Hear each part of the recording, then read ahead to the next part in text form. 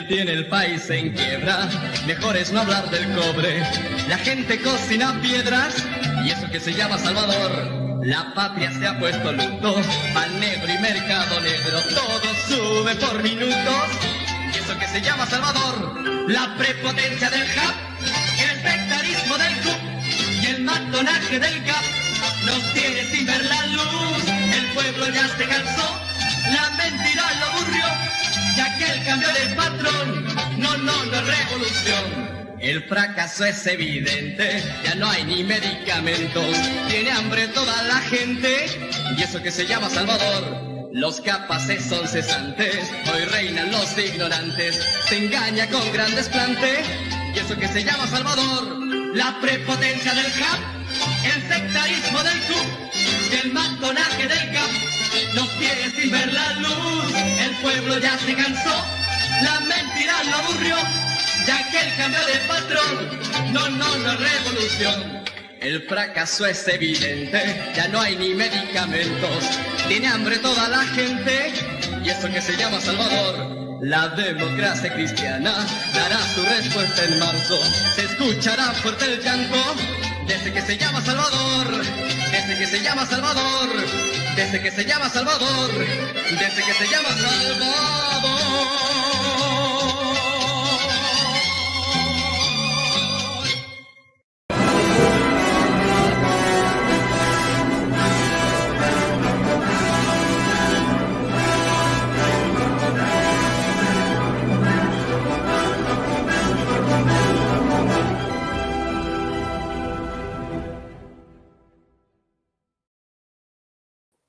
Muy buenas tardes a todos, espero que estén bien, espero que hayan pasado un muy buen día.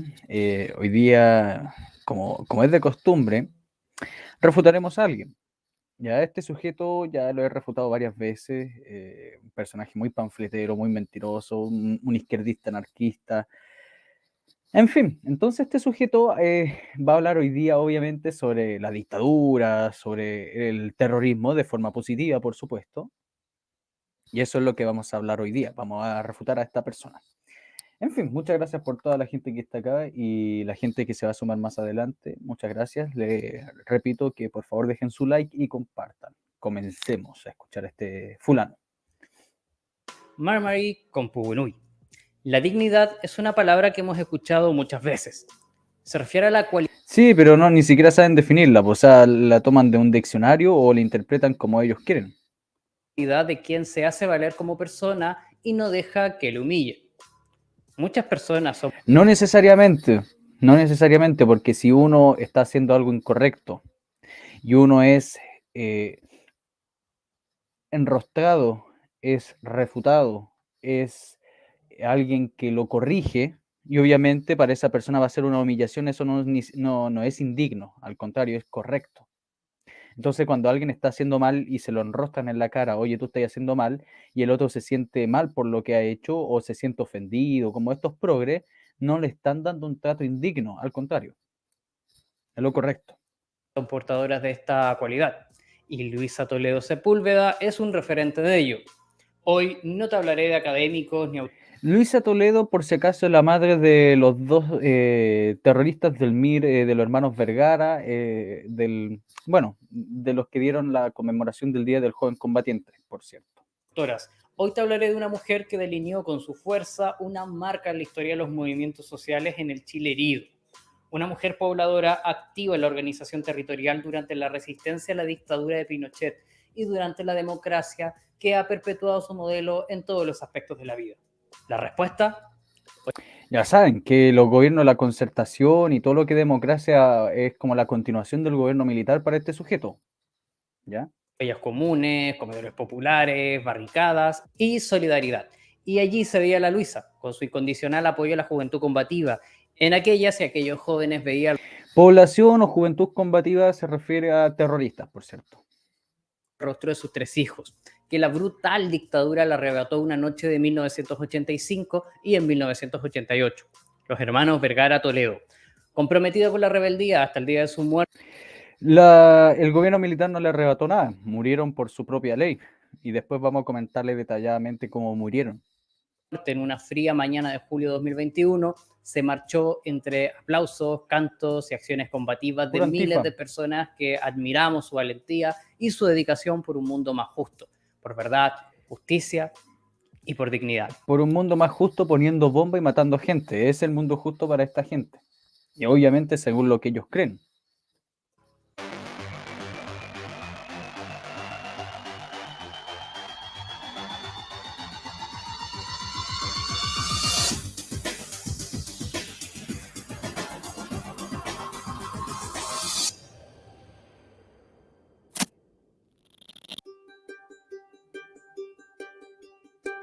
Es 1939. Chillán es derribada por un terremoto.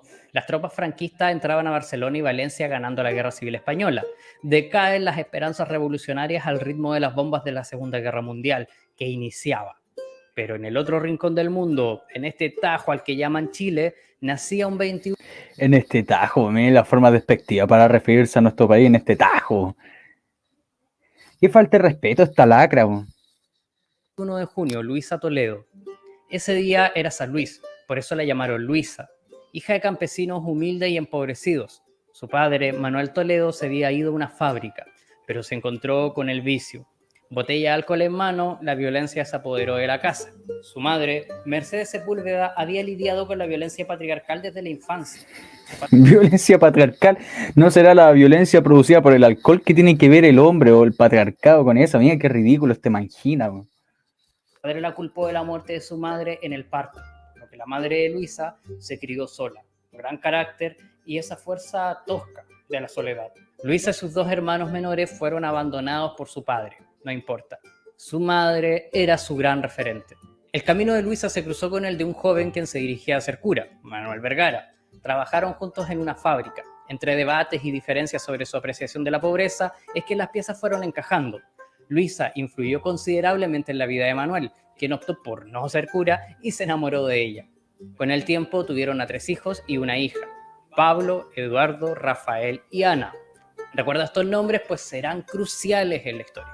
Hablar de Luisa Toledo y Manuel Vergara es también hablar sobre la organización en uno de los barrios emblemáticos del Santiago Profundo, la Villa Francia. Por medio de una cooperativa de vivienda llegaron a vivir en una población aledaña, tiempo antes de que se fundara la Villa Francia y se pudieran conocer con las vecinas y vecinos. Y los vecines, po. Y los vecines también, po. Discriminador. La Villa Francia fue fundada en 1969 en el contexto de un grave problema habitacional, con una demanda muy superior a la oferta de la vivienda, en el gobierno de Eduardo Frei Montalva. Dado este escenario, las y los pobladores tuvieron que recurrir a la creatividad para transformar su realidad, ya sea dentro de los márgenes legales por medio de postulación en la Corporación de la Vivienda, Corvi, o la Corporación de Servicios Habitacionales, Coravit, o fuera de este margen por medio de la acción directa y las tomas de terreno, que si te interesa aquello, por aquí te dejo un video anterior. Así se formó lo que en ese momento se llamó San José de Chuchunco y más adelante Villa Francia, con sitios delimitados, sin agua, ni luz, ni baños. Claro, porque la gran mayoría eran tomas, pues, que vaya a esperar. Organizadas por el Partido Comunista. Organizada también y permitida por el Partido Socialista. Apenas unos grifos puestos en la vía pública. Los pastizales podrían alcanzar los 2 metros de altura, así que para las personas el trabajo comenzó quitando maleza e instalando carpas para la noche. Martillos, risas y serruchos musicalizaron los días. Fueron encontrando la solución a los múltiples problemas por medio del trabajo colectivo y comunitario. Esta experiencia marcó el carácter de la Villa Francia. Por medio del aprendizaje colectivo, la toma de decisiones comunitarias, se fue fortaleciendo la solidaridad, ingrediente que será vital para las experiencias que se vivirán en el futuro de la villa. Claro, y él supone que toda la gente de la Villa Francia, todos eran comunistas. Ellos siempre asumen que la solidaridad y todo lo que se produce en la hermandad vecinal, o bueno, como existía antes, la cuestión de los vecinos, era símbolo de izquierdismo, de socialismo, de colectivismo, y no puede ser simplemente caridad entre los vecinos. Claramente nosotros después vamos a ver que va a existir una influencia bastante fuerte marxista de algunos elementos de los pobladores que viven ahí, o sea, o que vivían ahí. Pero eso no significaba que toda la gente de la Villa Francia fueran marxistas, incluso muchas veces estaban cooptados por esta gente. porque veían que eran muy vociferantes, había un grupo muy activo y entonces toda la gente tenía que quedarse callada. Y eso obviamente no pasaba en todas las poblaciones, porque una muy buena parte de las poblaciones era adepta al gobierno militar, porque mantenía el orden, había sacado el narcotráfico y todas esas cuestiones. Pobladoras y pobladores que pasaban de la inactividad a ser capaces de tomar la iniciativa sobre la necesidad de tener un techo donde dormir, pasaban a constituirse como movimiento. Se fundaron centros de madres, agrupaciones juveniles y centros sociales al ritmo de los cambios que experimentaba la sociedad chilensis. De estos cambios también se hizo parte una fracción de la Iglesia Católica que buscó encarnarse en el mundo popular. Para entenderlo, hay que saber que Latinoamérica es un continente mayoritariamente católico, al mismo tiempo con una desigualdad social que apenas se puede imaginar. Se vivía un catolicismo popular cargado de simbolismos y mezclado con creencias ancestrales. El conservadurismo de la Iglesia impidió una comunicación más cercana con el pueblo profundo. Así que realizaron unas conferencias. Irónico, porque ese conservadurismo en su gran mayoría era tomado por los pobladores y la gente de las clases más populares. Eso es lo irónico, o sea, porque si no hubiera existido este vínculo entre ellos, como este sujeto supone que no permitió todas esas cosas entre los pobladores, bueno, entonces, ¿por qué seguían siendo católicos? ¿Y por qué la Iglesia Católica tiene una fuerte influencia dentro de las poblaciones? ¿Y por qué la Iglesia Católica también era los que se encargaban de muchas veces de suministrar los alimentos necesarios, de ayudas sociales para la gente? Y eso, claro, pues este sujeto no lo va a tomar en cuenta. Episcopales en Brasil y luego en Colombia, donde se quiso tomar en cuenta el contexto latinoamericano para adaptarse a las y los pobres. En sus misiones y les pobres había que crear comunidades de base, pero desde un punto de vista diferente a la tradicional. Había que contemplar la realidad local, buscar respuestas en la Biblia e intentar hacer un bien social. Para eso debían incluir a las y los laicos y atraer jóvenes a participar en los compromisos sociales. Pero el Vaticano no contaba que el contexto latinoamericano iba a producir una expresión bastante particular, la teología de la liberación, que es mucho más politizada de lo que creían. Eran cercanos a movimientos de izquierda en los que militaban muchos de sus adherentes e incluso a veces llegaban a apoyar iniciativas de revoluciones armadas. Claro, porque eran puros marxistas infiltrados en la Iglesia Católica, pues desde el Concilio Vaticano II, que ya vemos una fuerte influencia de este sector político, de esta ideología política dentro de toda esta gente, y después vamos a verlo con la Vicaría de la Solidaridad. Viendo esto, prosigo. Muchos curas y monjas se mudaron a las poblaciones más marginadas con la idea de formar comunidades, con una óptica que quiso romper con el conservadurismo católico tradicional. Decían que ahora las personas en sí mismas eran la Iglesia, y el llamado era la liberación de las y los pobres, y la construcción del reino de Dios en el aquí y el ahora, sin esperar a que se hiciera automáticamente en los cielos, pues esa idea era ofrecida siempre como premio de consuelo para resignarnos y aceptar el dolor y la miseria en la tierra sin tocar el status quo de la sociedad capitalista. Ahí cacharon, pues. Este tipo que tanto habla del respeto y todo eso, fíjense cómo se defeca sobre todo lo que son los principios cristianos. O sea, la salvación eterna es un premio de consuelo. O sea, hay que ser bien estúpido para pensar eso. Pronto se ganaron el apelativo de curas comunistas. ¿Pero qué quieres? ¿Hacerle el juego a los comunistas? Bueno, ¿y a quién le haces el juego tú?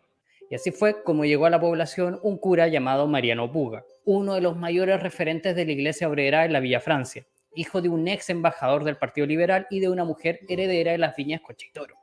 Mariano estudiaba arquitectura cuando en una visita a un campamento muy... Un cura que era cuico y además era comunista.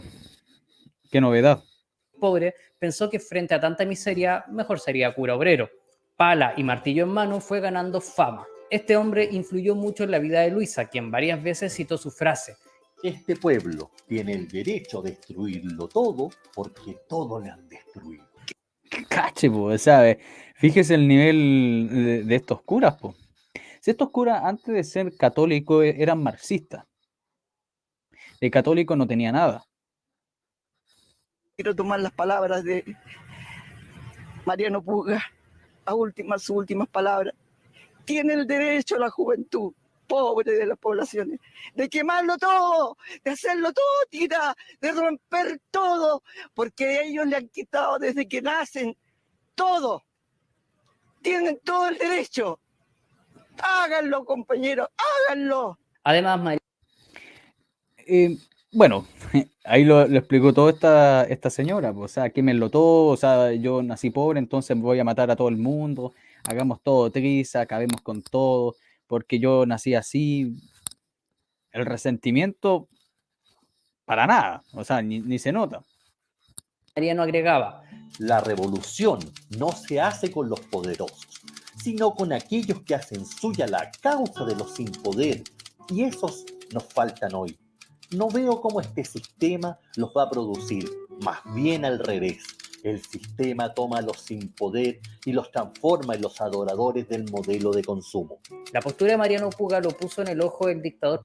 Esto es interesante, porque aquí este sujeto presenta lo que se llama el discurso de la, algunos le dicen de la contrarrevolución, pero no significa de que sea contrarrevolución, o sea, que vaya opuesta a la revolución, sino más bien que presenta la revolución de una forma distinta a lo que la práctica de hacer la revolución es. O sea, porque él habla de que los pobres son los que tienen que tomarse el poder, pero nosotros sabemos que a la larga son los líderes del Partido Comunista que son los poderosos y los ricos. Pero claro, los discursos, como en todos los discursos marxistas, hablan y dicen, no, los pobres hay que tomarse el poder, la dictadura del proletariado, todo para los pobres, y después a la hora de la toma del poder y el cambio de la formalidad política, vemos que ese discurso se olvidó y los que toman el poder son la cúpula del partido, después que pasaría a ser la nomenclatura. Pinochet y fue llevado al centro de torturas de Villa Grimaldi y a Tres Álamos, pero aún falta para eso. Para el año 1972 no hay presencia activa de partidos políticos. O sea, es un centro de torturas para este sujeto, no es un centro de detención que pudo haberse practicado tortura, no, es un centro de tortura. Es como el caso de en la, ¿cómo se llama esta cuestión?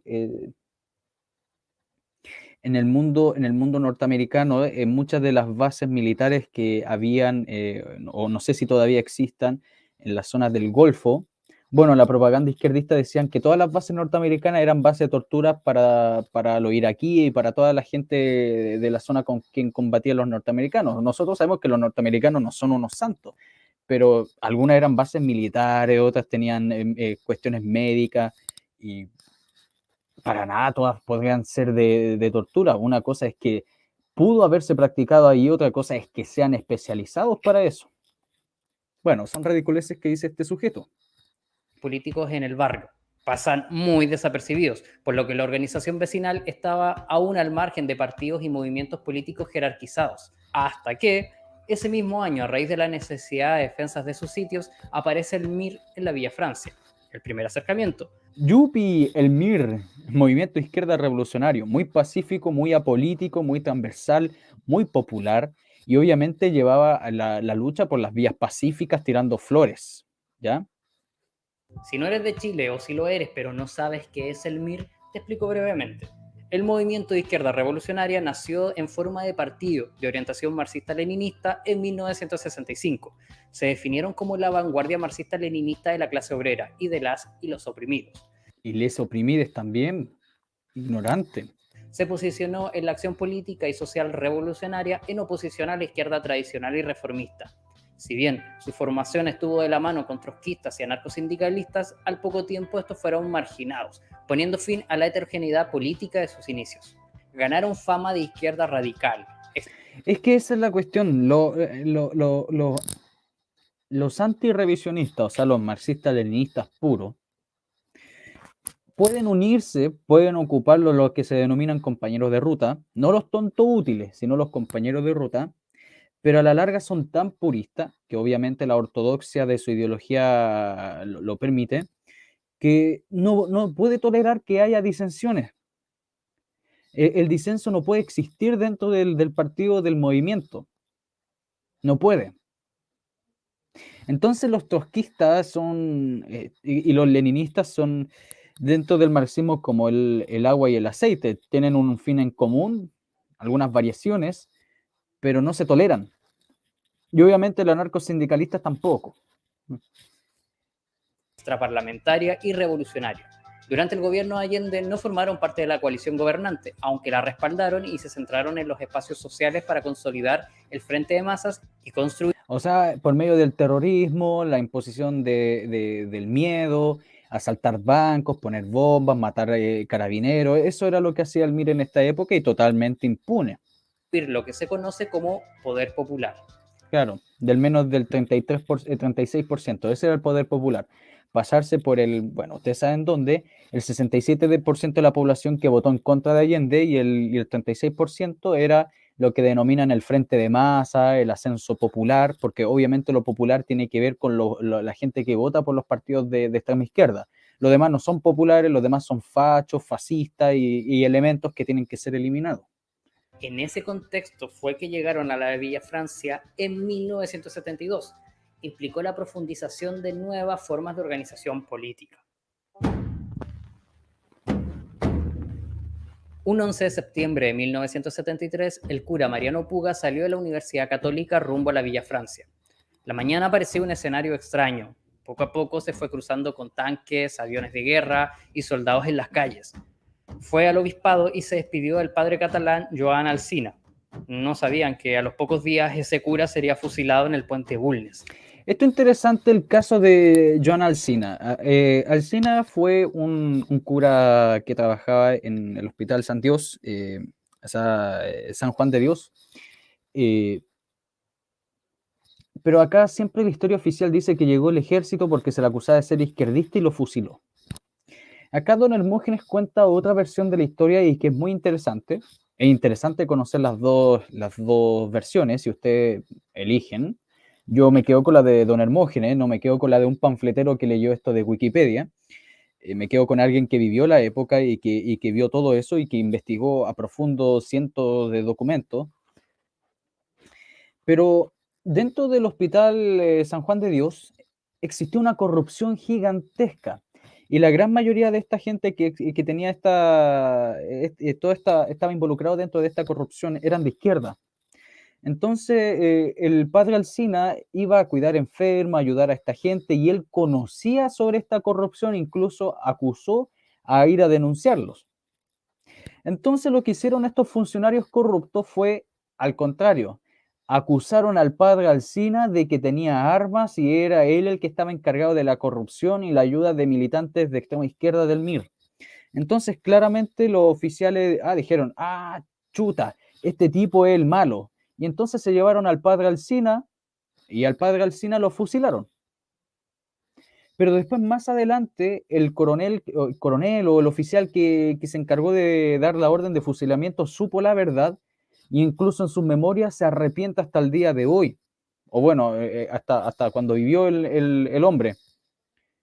Porque se dio cuenta que cometió un error. ¿Ya? No es que lo asesinaron porque el tipo era de izquierda y lo asesinaron por su pensamiento, no, porque fue un falso testimonio. Pero claro, este sujeto dice, no, lo mataron porque era de izquierda. No, lo mataron porque acusaron que este tipo, el padre Alsina, estaba teniendo un armamento, o sea, tenía una bodega con fuerte armamento dentro del hospital y era el que estaba dirigiendo la corrupción. Bueno. En su camino, Mariano vio a gente llorando y a gente descorchar espumantes. Supo que Allende había muerto en el golpe de Estado. Esa tensión que se respiraba hace tiempo decantó en una cruda represión, persecución, muertes, violaciones y todo tipo de violencia por parte de quienes ahora... Claro, el MIR no hizo eso durante el gobierno de Allende, que se torturó gente, se mató gente, se torturó a gente de la oposición en esa época que era la derecha, en esa época donde entraban a las casas de la gente en el sur, mataban, violaban, no, eso no es violencia, donde estaban los cordones industriales, donde mataban a toda la gente de hambre, no producían las fábricas, la gente la despedían a montones, no funcionaba nada. La violencia política era todos los días, los atentados terroristas eran de todos los días, la muerte de los carabineros eran de todos los días, pero eso no es violencia, ¿ya? O sea, incluso en el 73 nosotros sabemos, gracias al libro de don Hermógenes, y también lo pueden encontrar en la comisión Rettig, todos estos documentos, que nosotros sabemos lo parcial que es esa comisión, pero ahí aparecen, que entre el 11 de septiembre y el 31 de diciembre de 1973 murieron 1.853 personas, de las cuales la gran mayoría fue en enfrentamientos callejeros, porque obviamente esta gente no estaba luchando tirando flores, no estaba tirando versículos o poemas de amor y de paz a los oficiales y a los conscriptos, no. Los tipos están con un fuerte armamento que venían a partir de las armas que traían desde Cuba, en los sacos de azúcar que venía desde los aviones que mandaba Fidel, y también armamento soviético, armamento también del Stasi, y bueno, para este sujeto eso no es violencia. O sea, que llega un grupo de tipos en una furgoneta disparando, matando gente, y después los soldados respondan, no, eso sí es violencia. Dicen condenar la violencia cuando se rompe un semáforo. En ese tiempo ellos no rompían semáforos, rompían piernas, cráneos, familias. Claro, el MIR hacía eso. Mataba gente, mataba soldados. Fíjense, a la toma de la moneda murieron 80 hombres, o sea, 80 oficiales, murieron un centenar de elementos de extrema izquierda. No, pero esas 80 personas no valen nada para este sujeto. Y después todo el atentado que hizo el MIR, no. Y rompían vidas. ¿Y el pueblo estaba armado para defenderse? Claro que sí.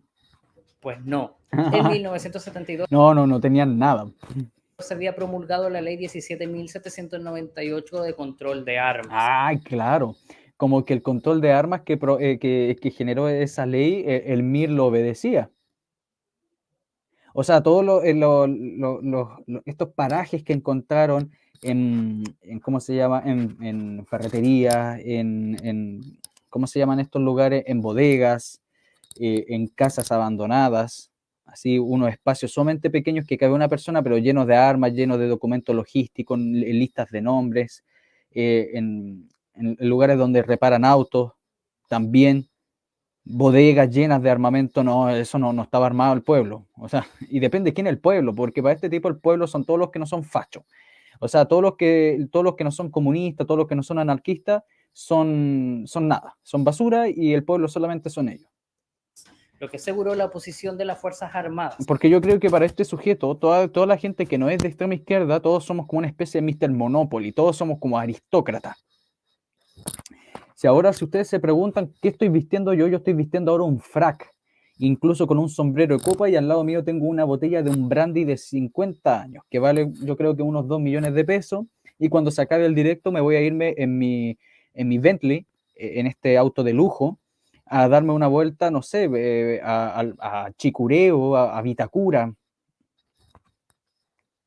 Y yo creo que ustedes van a tener el mismo panorama, porque para este sujeto todos somos ricos, todos somos fachos y no somos del pueblo, no somos chilenos. Bueno, y él no se considera ni chileno, entonces yo no entiendo, ese es el doble discurso. Yo no entiendo qué está hablando de cosas de Chile si él no se considera chileno. Además, el artículo 8 de la ley decía que quienes organicen, formen parte, financien o ayuden en la creación de milicias o grupos de combate armados serían sancionados con presidio menor en sus grados medios a máximo. Irónico, porque es como exactamente lo que se dice hoy día, que se van a perseguir y van a generar querella los que resulten responsables. O sea, se hizo la ley, pero la ley no sirvió de nada, porque el MIR paseaba armas, el MCR, el Movimiento Campesino Revolucionario, hay fotos como mostraban las armas, exactamente como lo hace la CAM hoy en día. Y bueno, ahí la ley parece que no existe, o no existía. Todo esto bajo el argumento de frenar a los grupos paramilitares que estaban surgiendo, como Patria y Libertad por un lado y el MIR y BOP por el otro. Claro, pero no podéis comparar Patria y Libertad con el MIR. Patria y Libertad sí tenía un movimiento de choque, pero no era un movimiento de guerrilla. Es como comparar, mire, esta es la comparación. Es como comparar el ejército, no sé, de un país muy pequeño, el ejército de Honduras, ya, un país muy pequeño, el ejército de Honduras con el ejército de Estados Unidos. Así la comparación, o sea, el Patria y Libertad no dudo que haya tenido cierto, pero una mínima, ínfima cantidad de armamento, incluso capaz que no tuvo nada, pero ya, supongamos que tenía un par de revólver, unas pistolas, por ahí, por allá, más que eso no tenían. En cambio, estos tipos tenían M16, AK-47, bombas, lanzacohetes, armas hechizas, tenían de todo. O sea, es un cinismo, es un argumento tan frívolo que diga, no, es que era para frenar a Patria y Libertad. Patria y Libertad lo que ocupaba generalmente eran palos, nunchacos, estas astas de las banderas que ustedes vieron recién, eso era lo que utilizaba. Pero no andaba como el MIR con metralletas, con sus fusiles, con pistolas, hacía mansalva. No andaban asaltando bancos, no andaban matando gente, como lo hacía el MIR. No andaban entrando a casas de señora en el sur donde entraban 10 sujetos y la vejaban por completo y la señora se terminó suicidando. No, el Patria y Libertad no estaba haciendo eso. Esto explicaba por qué, previo al golpe de Estado y ya respirándolo a lo lejos, algunas fuerzas políticas como el MAPU y el MIR insistían en la toma del poder por medio de una revolución armada. Pero claro, llegó el día 11 de septiembre y no habían armas ni gente preparada para usarlas. ¡Oh, qué mentira! Este tipo es un mentiroso. Le está engañando, nos está tratando de estúpido a toda la gente. Claro que existe la arma y existen los yacimientos de arma, incluso si usted desea, si usted no me quiere creer a mí, busque el tercer capítulo del libro que yo leí, que justamente mostré las imágenes de ahí, que se llama Comunismo Terrorista en Chile. Tercer video. Incluso le voy a dar el minuto, porque me acuerdo, del minuto 20 en adelante yo voy a estar mostrando las imágenes que tienen ahí de la fotografía de los hallazgos de, literalmente, de espacios cargados de armamento de personajes del MIR. Hoyos, en pozos, en lugares de reparación de autos, en bodegas, en almacenes. Los cordones industriales tenían armas, sobre todo el cordón Maipú Cerrillos. Incluso habían 20.000, o sea, no es que habían 5 o 10 personas, habían 20.000 extranjeros ilegales, la gran mayoría de Cuba, Unión Soviética, Bulgaria, Checoslovaquia, Alemania Oriental, acá en Chile. Incluso la Armada en el año 72 o a principios del año 73, tuvo que expulsar a un grupo de soviéticos que estaban enseñando en una fábrica y cosas como entrenamiento. Armas tenían de sobra. Incluso ahí lo comenta Pinochet, si ustedes buscan también en el video aparece como un short que se llama Pinochet revela el plan Z. Allí Pinochet revela y dice, oye, estos tipos estaban totalmente armados, tenían un ejército paralelo, y lo pueden escuchar también de Patricio Elwin, lo pueden escuchar también de Frei Montalva. Y sabemos que esos dos sujetos después se dieron vuelta a la chaqueta, pero lo que dijeron es lo que pasó. Lo dijo también Gabriel González Videla. O sea, que este tipo diga que la extrema izquierda no tenía ni siquiera una pistola de agua es una mentira, pero espantosa. O sea, este tipo le está engañando, nos está tratando a todos, ustedes saben de qué. Eso no está tratando este sujeto. Ustedes son unos estúpidos. Tú, viejo historia, eres un estúpido y toda la gente que me está viendo este video, o sea, hablo según lo que está pensando este tipo, son tontos. Todos son tontos porque le estoy engañando. Nos está tratando de estúpido este sujeto. Este sujeto nos está tratando de estúpido y está engañando a la gente. Porque es una falsedad absoluta. Es una falsedad absoluta que diga que no había no había armas para la gente. O sea, para la extrema izquierda, lo cual sí tenían y tenían de sobra. O sea, los enfrentamientos del GAP, los enfrentamientos que tuvo en la Universidad de Santiago, en la USACH, bueno, todavía no se llamaba así, pero ya, los enfrentamientos que hubo ahí, los enfrentamientos de la Torre Entel, los enfrentamientos que tuvieron más adelante en otras partes de Santiago, no, es verdad que el ejército estaban con armas y los otros estaban disparando flores o estaban con unas resorteras tirando piedras. Eso, no, por favor, o sea, este tipo cayó pero más bajo que... Bueno, dejémoslo ahí nomás, sigamos escuchando. Esto no impidió que permanentemente el régimen creara montajes sobre enfrentamientos armados. Ah, ya, ahí está, pues mira, ¿cacharon? Montaje, fueron los Pacos, fue Pinochet, fue Merino, los montajes. Ven que los 89 oficiales, soldados que murieron en el 11 de septiembre, es que se pegaron ellos el corchazo. Ellos se mataron.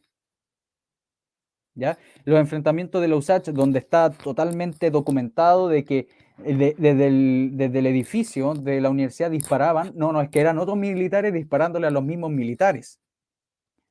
Los enfrentamientos del MIR también eran militares que se disfrazaban del MIR para así pelear con los militares. Ya, pues, o sea, por favor, y este tipo habla de historia, pues. Si este tipo nos está diciendo ustedes son unos tontos, porque se están comprando lo que este tipo está diciendo. O sea, ¿cómo puede caer tanto en la falta de respeto? O sea, pensar que toda la gente son tonta, que toda la gente no sabe nada de historia, que la gente que vivió acá, mucha gente acá es testigo presencial, según él sabe más que ustedes, ¿ya? Y todo lo que pasó, todo el enfrentamiento armado, todo lo que está registrado fue un invento, fue montaje de Pinochet. Pinochet generó un montaje. O sea, fue tan planificado el montaje del 11 de septiembre que los enfrentamientos que hubo no eran del MIR, no eran de extrema izquierda, eran entre los mismos soldados. Dejémoslo hasta ahí nomás. Para justificar matanzas en la prensa internacional. Claro, como la prensa internacional era tan bondadosa con nosotros y desde el primer momento nos empezó a tirar caca, perdón que lo diga de esta forma. Si ustedes han acompañado la lectura que estoy haciendo de la Revolución Militar Chilena, ustedes se van a dar cuenta que la prensa internacional desde el momento 0,0,01 no empezó a tirar basura. Porque también obviamente ahí funcionó el departamento de desinformación de la KGB. Totalmente comprobado. Lo que no significa que no hubieran algunos enfrentamientos. Qué bueno que ahí lo cambió. Algunos, hay como uno, dos, un par. O sea, 1, 2, 3 enfrentamientos, los demás fueron puro montaje. Ya ha pasado el tiempo, pues ante la necesidad de defenderse hay que ponerse creativos y creativas. Esa misma noche, en la Villa Francia, hubo reunión en la casa de una vecina y las y los jóvenes, con la intención de enfrentar a los militares, tomaron sus sencillos equipajes, linchacos, un pantalón encima del otro y el sentimiento. No había más. El choque sería por la realidad. Ya, ahí ustedes se dan cuenta, con Nunchaku supuestamente el MIR peleaba. Ya. El enemigo contaba con un gran poderío militar. La resistencia en las poblaciones se quedaban con el entusiasmo de arrojo y la incertidumbre de no tener información que no fuera el oficial, que era filtrada y generada desde el régimen a su favor. Conocer el nuevo escenario político iba a ser complicado. La Villa Francia en sus inicios había fortalecido sus lazos organizativos, el trabajo colaborativo por sobre el individual. Ahora serían aprendizajes muy útiles. Cada día se oían los disparos y las patrullas, pero en el barrio la solidaridad y el compañerismo eran la fogata en la que la gente se calentaba. Había comenzado la cacería de activistas. Las pisadas militares dejaban una estela. Por cierto, la imagen que están viendo ahí es del tanquetazo, o sea, no es nada de represión ni todas esas cuestiones, es del tanquetazo. De sangre. Las vecinas repetían el nombre de quienes ya no estaban. Ahora había que convivir en la clandestinidad, practicar la desconfianza, disimular, ya que la asociatividad, al margen de la dictadura, era un delito. La vida cotidiana cambió de un día a otro. Actividades públicas, risas y un ritmo intenso de organización se transformaron en actividades al acecho de las autoridades. De bajo perfil, que nadie lo sepa, ante la proclama dictatorial que decía: la patriótica contribución de todos los ciudadanos facilitará la eliminación de los extremistas que aún permanecen en la capital. Ellos son extranjeros sin patria y algunos chilenos fanatizados que no ven más allá de su odio y ansias de destrucción. Denúncielos. En el mentiroso. Ahí está, po. Escucharon lo que decía, habían extranjeros y habían elementos chilenos que estaban luchando por la causa marxista. O sea, primero este tipo mintió diciendo que no había nadie. Se quedó callado sobre los 20.000 extranjeros que después se empezaron a ir todos. Se empezaron, incluso algunos son de los denominados exiliados, siendo que se fueron ellos solos.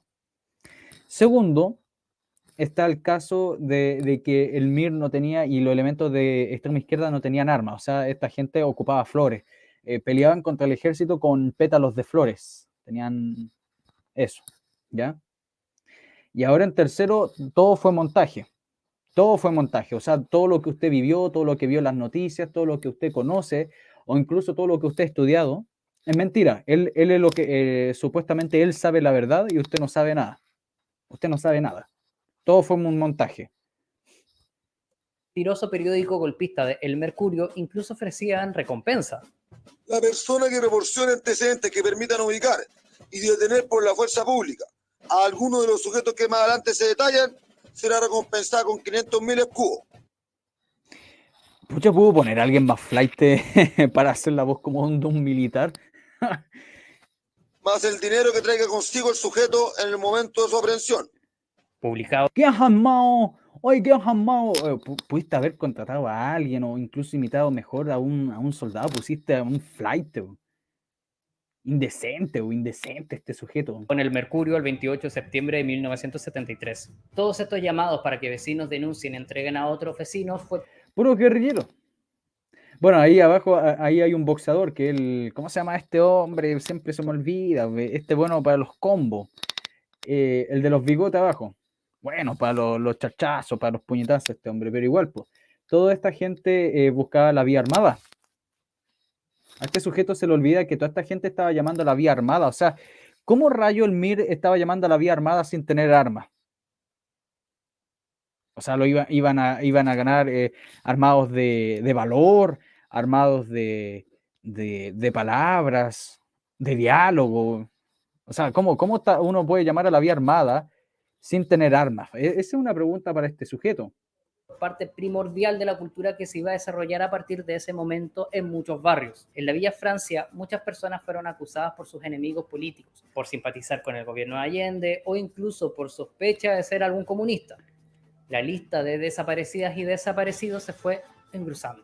Así fue. Sí, todo se fue engrosando, ¿ya? Todo empezó a crecer, empezaron a morir cientos de miles y desaparecieron muchos, millones de millones.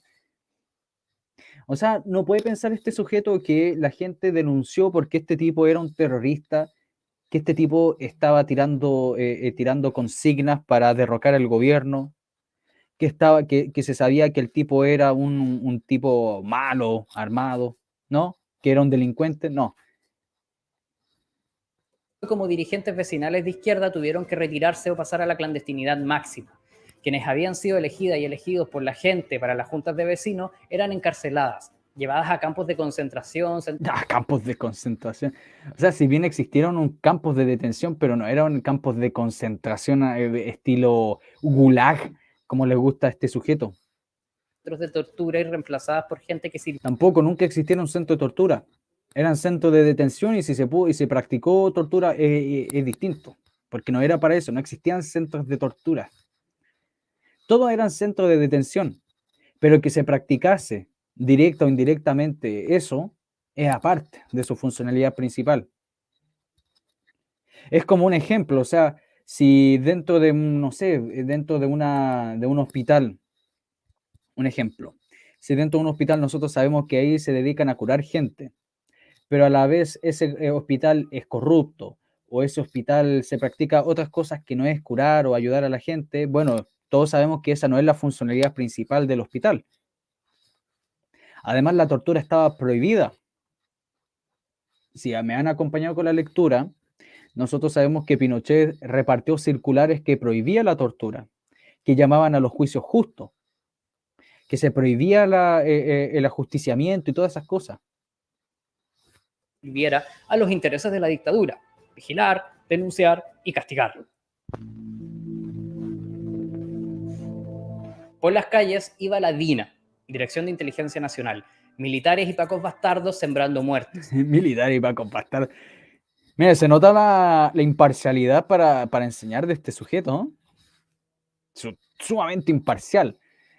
Militar y pacos bastardos, o sea, se nota el resentimiento que tiene esta gente, o sea, pero le sale por los poros, o sea, es como a un adolescente que está sufriendo problemas de hormonas y le está brotando mucho la espinilla y el acné, uno nota la piel grasosa. Este tipo se le nota el resentimiento, le sale por los poros. Repugnante. Luisa Toledo trabajó en el Comité Pro Paz, un organismo de derechos humanos. Ay, por cierto, la DINA nace, si no me equivoco, en julio de 1974, para que no empiecen a inventar de que la DINA hizo desaparecer a medio mundo, que la DINA fue el que se encargó de todo. No. Humanos creado en 1973 por las iglesias cristianas y parte de la comunidad judía. A ver. Oye, qué interesante. pero la iglesia es cristiana, me imagino que dentro de lo que es la iglesia católica y iglesias evangélicas que estaban cargadas a la izquierda, porque obviamente no van a pensar que toda la iglesia evangélica eran, ¿cómo se llaman? Conservador y pinochetista. No, no, no, no, existen muchos que son de izquierda y yo no los considero como hermanos de la fe. O sea, un cristiano que se denomine izquierdista, comunista y todo eso no es cristiano, porque es como decirse yo soy cristiano y ateo. O sea, no, no, no, es un oxímoron. Siéntate un poco. Hay que entender que para este tiempo muchas organizaciones de carácter político fueron desintegradas, por lo que muchas personas, tanto creyentes como no creyentes, debieron acercarse a las comunidades cristianas, que en muchos casos fueron los únicos puntos de encuentro social que quedaron en pie. No, más que puntos de encuentro social, eran puntos donde podían mantener un funcionamiento dentro de la planificación de la resistencia armada. Eran lugares de socorro, como después se iba a formar la Vicaría de la Solidaridad. Eso eran. No eran lugares que, qué bien, ahí acá puedo venir a la misa y yo soy comunista y aquí hay gente que es de mi mismo sector y puedo acá congregarme. No era para eso. Alineadas con todo esto de la ideología de la liberación que te conté. Ahí está, ¿qué le dije yo? De la ideología de la teología de la liberación. Protección, asistencia jurídica, económica y espiritual. Asistencia jurídica, o sea, ¿qué pasaba? Porque para que la gente entienda, durante el gobierno militar no te encarcelaban directamente, uno tenía protección jurídica. O sea, supongamos que yo era un guerrillero de extrema izquierda, me rendí, me iban a juzgar y entonces salía de estos abogados de extrema izquierda que estaban en estos lugares, en estos centros, y eran los que me encargaban de defender, ponían recursos de distintos tipos, incluso recursos de amparo. ¿Ya? Y de esa forma muchos de estos tipos no iban presos. Porque todo el mundo piensa, oh, no, en esta época metían todo el mundo preso. Uno decía, pi y chao. Uno decía, viva Yen, ¡pah! Arrestado. No, no era así. Quienes sufrían persecución política y a sus familias. Todo esto, claro, hizo enojar mucho a las autoridades políticas y al catolicismo conservador, así que la vida de este comité terminó en 1975. Pero en 1976 apareció la Vicaría de la Solidaridad. Luisa decía que fueron quienes se jugaron el pellejo al hablar de personas desaparecidas en tiempos donde poca gente creía en eso. A este organismo llegaron personas a describir a sus familiares que habían sido detenidas sin volver a aparecer. Ahí pasó Luisa. Claro, muchos desaparecieron, fueron ejecutados acá en Chile, algunos, ¿cómo se llama?, todavía no se encuentran, lo más probable es que estén todos en el cementerio general y en otras partes, y muchos de ellos también se exiliaron. Recuerden que hay un montón de detenidos desaparecidos que están aparecidos más que desaparecidos. Estaba este sujeto que era un detenido desaparecido y trabajó en el gobierno de la Bachelet en la Dirinco. O sea, desaparecido... No sé, y hay hartos casos de detenidos desaparecidos que están en Suecia, en Canadá, en Inglaterra, en Alemania. Luisa a trabajar como secretaria, si bien tenía puntos críticos con ellos. Ella transcribía los casos de desapariciones, tortura y ejecuciones, relatos que aportaron a su comprensión de la brutalidad con la que operaba la dictadura y el destino que desafiaban quienes optaron por luchar. Obviamente, muchas y muchos miembros de la vicaría vivían bajo la amenaza del régimen, el exilio, detenciones e incluso la muerte, como sería más adelante el caso de José Manuel Parada en el 85. Fue el ojo internacional. Irónicamente, José Manuel Parada, un personaje, si no me equivoco, uno de los 3, 4 que fueron partícipes del caso de Degollado, este sujeto era el que se encargaba del archivo de la Vicaría de la Solidaridad y era del MIR. O sea, ahí ustedes pueden ver la tendencia. Y la resistencia de sus miembros, quienes prolongaron la vida de la vicaría hasta 1992.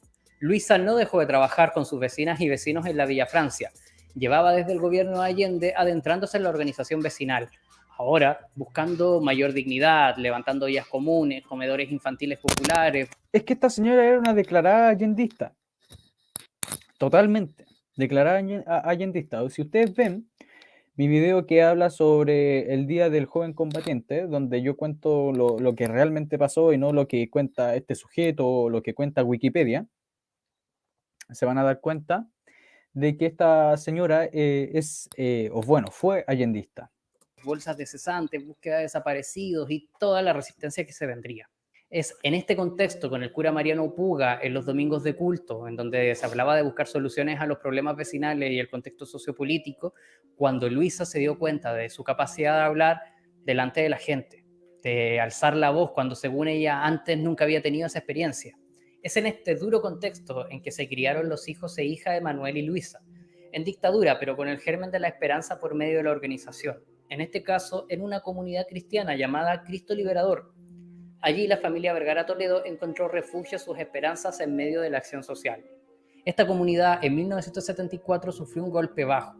3 de sus miembros son detenidos y desaparecidos, y a los pocos días el mismísimo cura Mariano Puga era detenido y llevado al centro de torturas de Villa Grimaldi. Fue liberado por presión del cardenal Silva Enríquez y fue llevado a Perú por 40 días y pudo... Sí, porque Silva Enríquez, bueno, hay gente que lo acusa de que él era comunista y se disfrazaba de demócrata cristiano.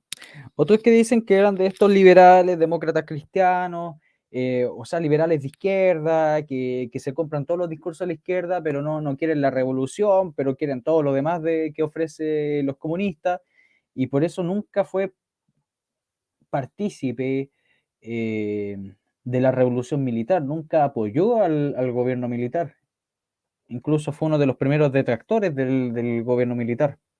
Pudo regresar a Chile. Laicos y cristianas se organizaron y tomaron un compromiso con las víctimas y sus familias. Recolectaban información sobre las detenciones, recorren cárceles, hospitales e incluso la morgue. No solo eso, como muchas niñas y niños quedaron sin padres, sin madres, o una madre sola ahora debía trabajar el doble y además buscar a su pareja, la comunidad asumió el cuidado y asistencia de esa infancia. Los aprendizajes que se dieron en la fundación de la población ahora eran útiles para sobrevivir y resistir, cuidarse mutuamente. Ante niñas y niños, hijos de detenidos que debían ser cuidados por la comunidad, surgió la necesidad del comedor infantil, a cargo de la vecina Guacolda. Por otro lado, la comunidad juvenil hacía campañas de recolección de alimentos y de asistencia en las tareas escolares. Luisa Toledo y su familia se ven marcados por estas experiencias de apoyo mutuo y solidaridad permanente. Irónico, porque no estarían pasando todo lo que fue las ollas comunes, no estarían pasando directamente los problemas relacionados al hambre, a los problemas del colegio, que después fueron solucionados por el gobierno militar, si no hubieran sido por la misma propia acción de la gente que este sujeto defiende. En primer lugar, o sea, el que dejó la embarrada durante los 3 años anteriores fue Allende.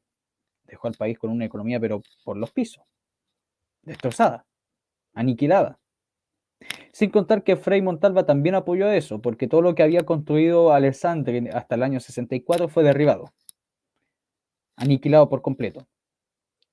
Irónicamente, la razón por que Chile, por lo menos en los primeros años, aparte también de solucionar la crisis, no recibía apoyo extranjero porque Chile no recibió apoyo de Estados Unidos, como estos sujetos siempre hablan de que Pinochet y Estados Unidos. Pinochet se hizo el pronunciamiento del 73 y Estados Unidos se deshizo de Chile. Estos tipos terminaron con el comunismo, ahora podemos juzgarlo y hacernos los inocentes.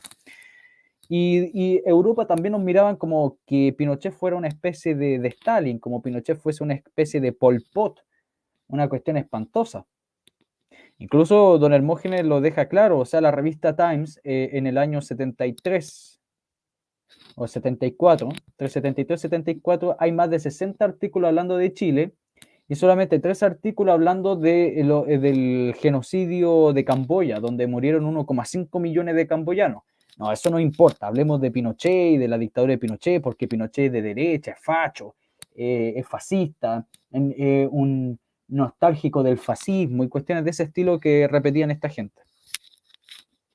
Entonces, si se hubiera evitado todos los conflictos armados, hubieran permitido la estabilidad mucho más rápido, hubiera generado más apoyo a nivel internacional, porque la razón de que Pinochet, la Junta de Gobierno no recibiese apoyo, aparte de la campaña de desinformación de la Unión Soviética, era eso, que Chile era mirado como literalmente el infierno en la tierra. O sea, todos los días morían unas 30.000, 50.000 personas, todos los días sufría, era un martirio espantoso, o sea, ni siquiera todas las dictaduras de izquierda se comparan con la de Pinochet y cuestiones de ese estilo. así era mirado Chile en el mundo. Hacia 1982 se le sumaba el azote de la crisis económica. Se devalúa el peso chileno, la economía colapsa por la multiplicación de las deudas, se paraliza la inversión y la producción, empresas quiebran por miles y la cesantía se disparó. Los sueldos bajaron muchísimo, así que las y los trabajadores informales aumentaron. Había que buscar nuevas formas de subsistir, básicamente con cualquier trabajo esporádico para ir llenando la olla, lo que en Chile conocemos como un pololo, que sí, puede ser un novio o también uno de estos trabajos. La vida se fue deteriorando aún más y se profundizaron las diferencias sociales. Hay que entender que en ese momento los espacios de participación laboral y las organizaciones sindicales habían sido clausuradas y perseguidas en la práctica y en reformas legales. Se genera una reforma dentro de los sindicatos, una reforma al sistema laboral organizado por José Piñera.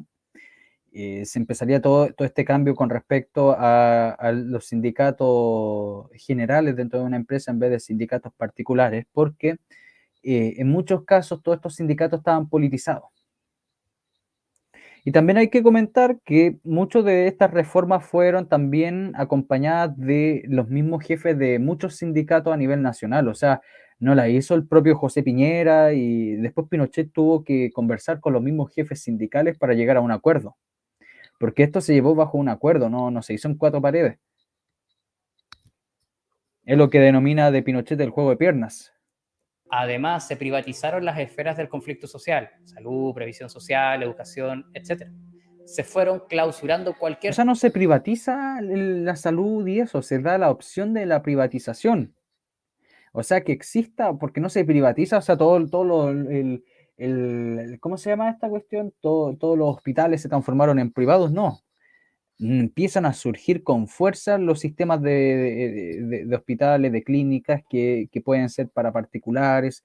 Empieza a surgir, obviamente, todo esto a partir del crecimiento económico, que es indudable. Si hay algo bueno del liberalismo, es que el liberalismo genera plata, saben generar plata. Bueno, otras cosas sí se pueden criticar, pero por lo menos la cuestión es generan plata.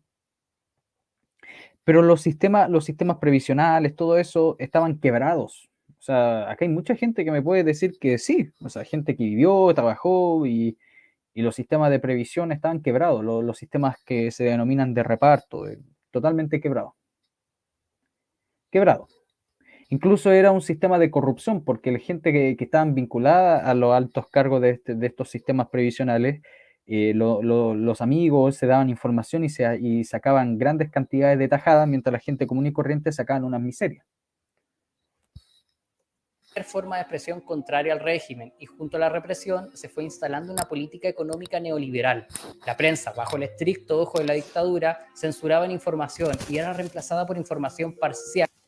Mentira. Si bien uno no puede decir que existía una ¡wow! ¡Qué libertad de prensa! ¡Wow! O sea, ni siquiera hoy día hay libertad de prensa porque existe la funa y la censura. Pero existían muchas revistas, muchos diarios de oposición. La revista Hoy, la revista Fortín Mapocho, ¿cómo se llama este diario comunista? Se me olvidó cómo se llamaba. Existían muchos diarios demócratas cristianos. Don Hermógenes hace una lista gigantesca dentro ¿cómo se llama? De su libro. Entonces, este tipo no puede decir, no, que no había oposición, que no había libertad de todas estas cuestiones. Sí existía. Que justificaba y legitimaba el régimen. Pero la década del 80 se mostró un poco más desafiante. En 1983 se dan las primeras grandes manifestaciones. Los y las pobladoras de Villa Francia también salen a las calles llamando a la huelga. Tarros, tapas de ollas y cucharas de palo para hacer ruido desde las avenidas o en las puertas de sus casas. Luego de tantos años de hablar bajito y de disimular el descontento, la expresión callejera se volvió un punto de encuentro entre vecinas y vecinos. En estas manifestaciones, quienes destacaron eran las y los jóvenes. Muchos venían de estas comunidades cristianas. Algunos llevaban tiempo trabajando en diversas áreas de coordinación y algunos particularmente se vincularon al mundo universitario. Un ejemplo de esto fue Pablo y Eduardo Vergara Toledo, hijos de Luisa y Manuel. Pablo estudiaba en la Universidad de Santiago, la carrera de Ingeniería. Eduardo estudiaba en la UMCE y iba a ser profesor de Historia. Pablo se integró al MIR en su universidad. asumió su compromiso en la confrontación a la dictadura. Todos los hermanos se fueron uniendo a este grupo. Cuando Pablo ingresó al MIR, le contó a sus padres que le había gustado su forma de trabajo, que compartía su convicción de... Por cierto, está diciendo cuestiones de manual, ya no está diciendo nada nuevo, sacado de Wikipedia, pero es, entre comillas, correcto. Lo que sí es que este tipo se reserva y habla así como que toda la gente se despertó, así como la típica épica del estallido, oh, la gente ahora sí puede rebelarse. Sí y no, o sea, se rebelaron los que siempre fueron de izquierda, pero la gente común y corriente, la gente que no estaba politizada, la gente que no era de izquierda, seguía su vida común y corriente. Incluso padecían todos estos denominados estallidos sociales, que en esta época también se le consideraban así, más bien se le consideraba las marchas pacíficas. Así se le denominaba, las marchas pacíficas, donde terminaban 8, 11, 4, 7 muertos y cuestiones de... Así, o sea, bueno, las marchas pacíficas. que no había otra forma más eficaz que la lucha armada. Luisa, que llevaba tiempo trabajando en la transcripción de relatos de tortura y detenciones, sabía bien el peligro que asumía su primogénito. Sabía que se enfrentaba a la cárcel o a la muerte. El miedo le habría consumido al pensar que era una lucha desigual, un grupo pequeño con algunas armas versus la total disposición de las fuerzas militares, policía secreta y toda esa mierda. No obstante, despojada del miedo junto a Manuel, respetaron su decisión. Tras informarle, se juntaron con un sacerdote y le hicieron algo como una cena, tal como lo habría hecho Cristo con pan y vino. Oye, la cuestión épica que le ponen así como una historia así como de gente resistente contra un gobierno tiránico, maligno, maléfico, satánico, así como una especie de épica como de Conan el Bárbaro. No sé, así que se enfrenta contra el mal, este hombre que va con su espada luchando contra las adversidades.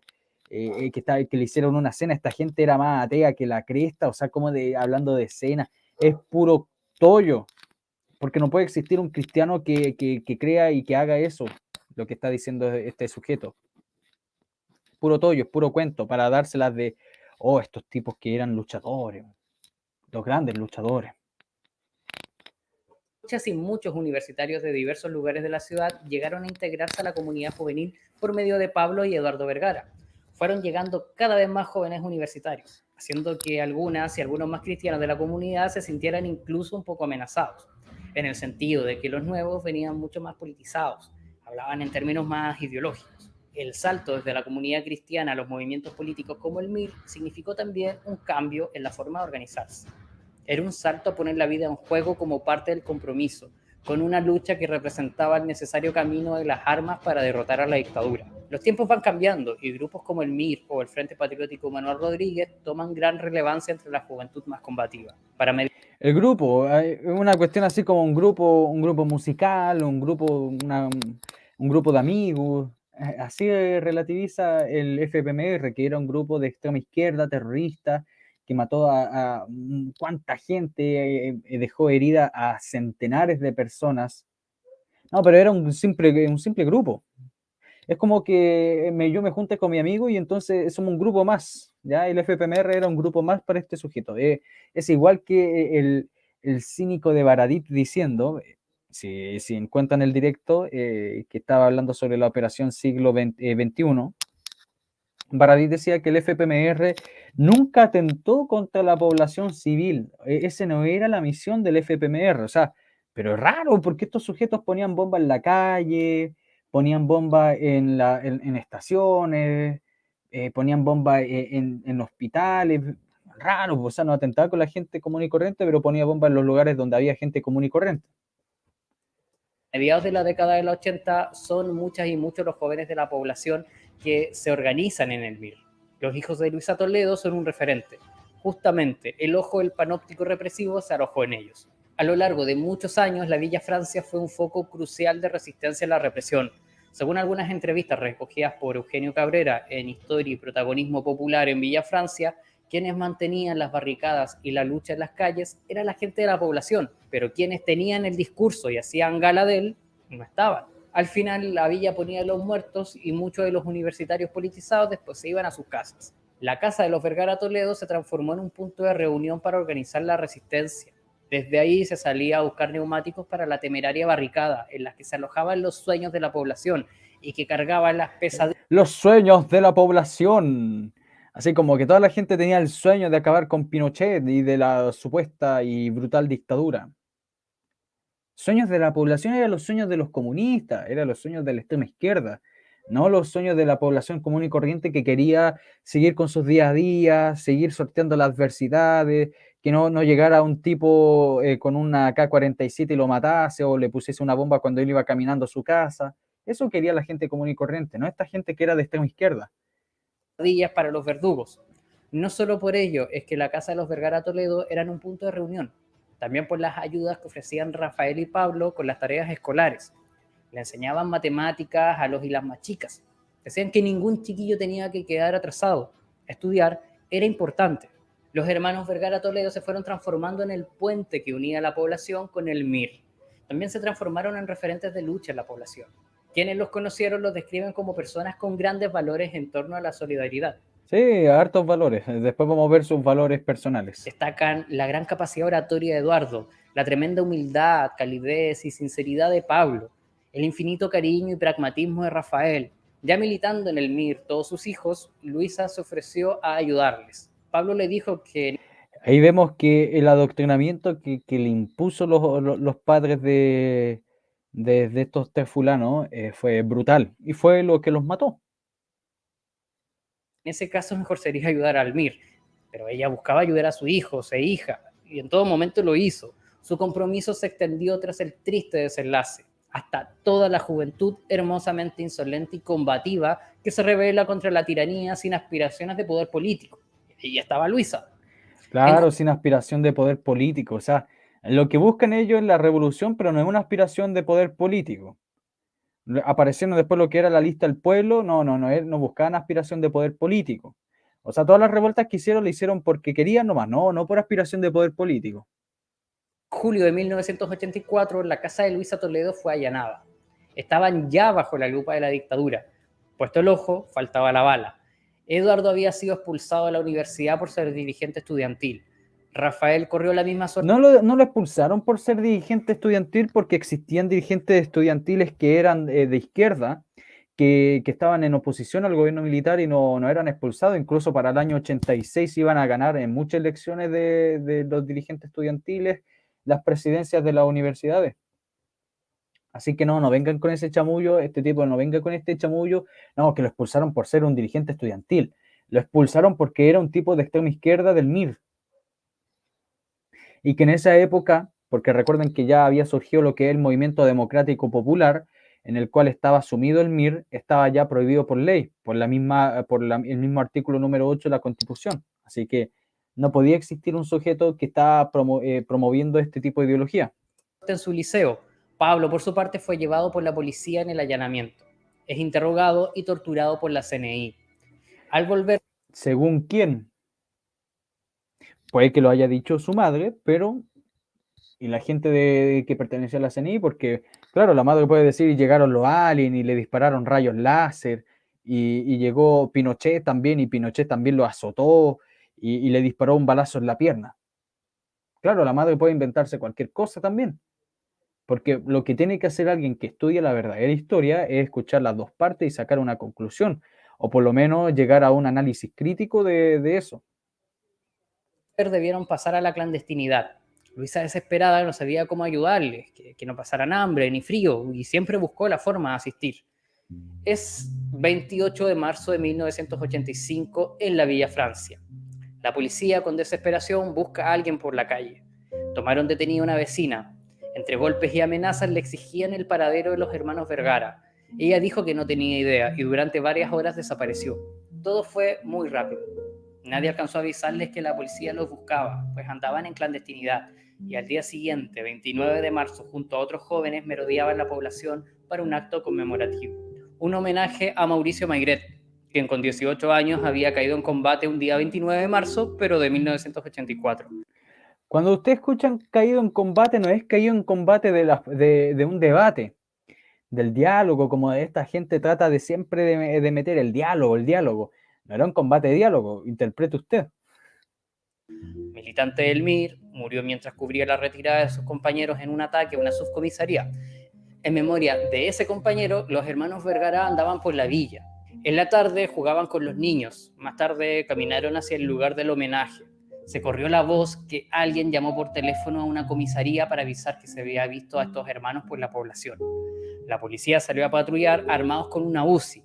En la esquina de Río Quetro con Palena fueron divisados. Reconocieron a Rafael, que por su carácter más insurrecto había estado detenido varias veces. Los vieron y los llamaron desde la patrulla.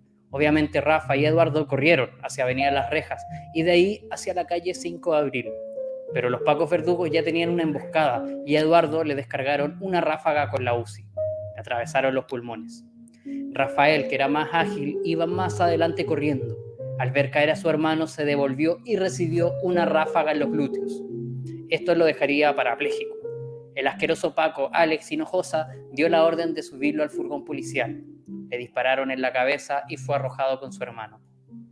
Así terminó la vida de los dos hermanos Vergara Toledo, y así comenzó la mítica imagen de esta familia y de Luisa. Ese día... Ya, veamos. Vamos a hacer la respuesta a este sujeto, obviamente. Dice: la distorsión de la verdad, recientemente bautizada como posverdad, ha sido como una tónica no solo nacional, sino mundial en relación con la revolución militar chilena, pero en pocos casos se muestra con mayor evidencia que el de los hermanos miristas Vergara Toledo, cuyas muertes han pasado a contabilizarse destacadamente entre la opinión pública desinformada como uno de los crímenes de la dictadura. Sigue. La fecha en que cayeron los dos hermanos, tras ellos disparar primero contra carabineros y herir de gravedad al sargento Marcelo Muñoz Cifuentes, o sea, ¿quién fue el que le disparó a Marcelo Muñoz? Porque este sujeto dice que los hermanos Toledo iban caminando tranquilamente por la calle y entonces llegan los policías y estos salen corriendo. Entonces, ¿cómo le dieron un balazo a un carabinero? ¿Quién fue? Insisto, dice: la fecha en que cayeron dos de esos hermanos, tras ellos disparar primero contra carabineros y herir de gravedad al sargento Marcelo Muñoz Cifuentes, con un balazo en el tórax y otro en su pierna, el 29 de marzo de 1985 en la Villa Francia de Santiago, escenario frecuente de atentados y desórdenes con motivo de las protestas pacíficas, entre comillas, ha pasado a ser una efeméride extremista denominada el Día del Joven Combatiente. En esta fecha, el sargento Muñoz descendió de su furgón en la Villa Francia y pidió sus documentos de identidad a dos hermanos de apellido Vergara Toledo. Por toda respuesta, estos le dispararon, como se señaló, en el tórax y en una pierna, dejándolo mal herido, y huyeron. Los otros dos tripulantes del furgón descendieron de él y persiguieron a los agresores, lo alcanzaron y les dieron muerte con sus armas de servicio. El inicio oficial de la falsificación histórica del caso la marcó el informe Rettig, que en la letra A del número 2 de su capítulo 3 trata de casos bajo el título Los falsos enfrentamientos, en circunstancias que en este caso el enfrentamiento fue indiscutiblemente auténtico y se inició al disparar disparar los hermanos al carabinero Muñoz. O sea, dicen que fue un falso enfrentamiento, pero salió un carabinero baleado. ¿Quién le disparó? No me digan que fue el otro carabinero que le disparó para hacer creer que esto fue un montaje. Lo único falso fue la versión del informe. Además, dicho informe prejuzgó al dictaminar que uno de los hermanos no participó en el tiroteo, en circunstancias que el sargento Muñoz recibió dos balazos simultáneamente. En 2018, con motivo del Día del Joven Combatiente, la entonces presidenta Michelle Bachelet llamó a celebrar la efeméride que conmemoraba, según ella, un crimen horrible. Comentando esto y tras verla en la televisión, yo escribí en la ocasión: bueno, ella, según la biografía de Andrea Insunza y Javier Ortega, también militó en el MIR, al menos legal con sus ex camaradas de armas. Bueno, ¿quién le disparó al carabinero Muñoz? ¿Quién fue? Pinochet. Pinochet bajó y le disparó a Muñoz para que esto pareciese real. Merino, Jaime Guzmán se acercó y le disparó para que fuese un perfecto montaje. ¿Quién fue, po? ¿Quién fue? No solo ellos habían sido asesinados. La CNI, al mando del psicópata Álvaro Corbalán, por su parte, acribilló por la espalda a Paulina Aguirre, también militante del MIR, hija de un torturado y preso político con familiares fusilados por la dictadura. Todos estos crímenes formaron parte de una... Bueno, acá esta otra historia que incluso la podría sacar en un video con respecto a esta niña, que también se le acusa de que de pacífica, no. No, o sea, Corbalán no estaba ahí disparando gente a mansalva, ahí cazando o practicando tiro al blanco. Había enfrentamiento. ¿Ya? una campaña del terror entre la población y que fue cubierta con un montaje orquestado por las autoridades y difundido por la prensa. Esa noche, el sonido de las balas hizo el eco suficiente para trascender generaciones. Aún tirados los cuerpos sin vida, hay un nuevo violento allanamiento a la casa de Luisa y Manuel. Se ensañaron esa noche. Hasta ese momento, Luisa se había enterado... O sea, para este tipo de un ensañamiento, va al carabinero y le pregunta por sus documentos, el carabinero recibe 2 balazos y después estos tipos que estaban armados son ajusticiados en la calle y entonces sabiendo que estos tipos estaban armados, eran del MIR y entonces van a investigar en la casa, eso es un ensañamiento. Para este sujeto, imagínense. De la muerte de Rafael, no la de Eduardo. Cuando la CNI entró a su casa, ella estaba con las fotos de sus hijos. Otro tipo me preguntó que por qué yo estaba llorando y yo le contesté también que yo podía llorar cuando yo quisiera y que no le iba a pedir permiso a él. Me preguntaron cuántos hijos yo tenía. ¿Cuántos hijos tenía usted? Me preguntó uno. Yo le dije tenía 4, pero ustedes me acaban de asesinar uno. El tipo se puso a reír.